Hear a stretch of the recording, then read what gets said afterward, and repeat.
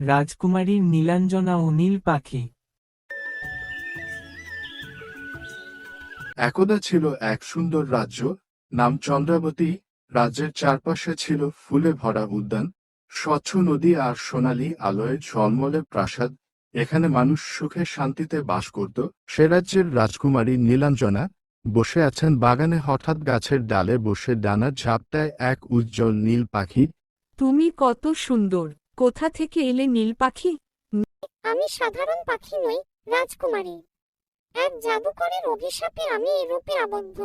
অভিশাপ? তাহলে তুমি আসলে কে? আমি এক রাজপুত্র। মুক্তি পাবো শুধু যদি কেউ নিঃস্বার্থ ভালোবাসা দিয়ে আমায় ডাকে। নীলাঞ্জনা বিস্মিত হলেন। তিনি জানতে চাইলেন অভিশাপের কারণ। সে এক বৃদ্ধা জাদুকরী, বয়স প্রায় ৩০০ বছর।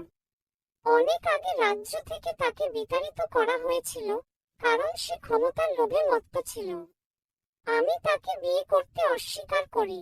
সেই রাগে সে আমাকে এই রূপে বেঁধে রাখে। এ সময় কালো ধোঁয়া থেকে জাদুকরী আবির্ভূত হয়, যতদিন চোখে না কোনো অভিষেকের রাজকুমারী মতো দৃষ্টি। সত্যিকারের ভালোবাসা দেখাবে, ততদিন তুমি পাখিই থাকবে। তোমার অভিশাপ চিরদিন টিকবে না। ভালোবাসা সবসময় ঘৃণার চেয়ে শক্তিশালী। আমি তোমাকে যেমন আছো তেমনই ভালোবাসি। মুহূর্তেই চারপাশে নীল আলো ঝলসে ওঠে। পাখিটি রূপান্তরিত হয়ে দাঁড়ায় সুদর্শন রাজপুত। রাজকুমারী, তোমার ভালোবাসাই আমার মুক্তি। ভালোবাসার কাছে আমার অন্ধকার জাদু হার মানল।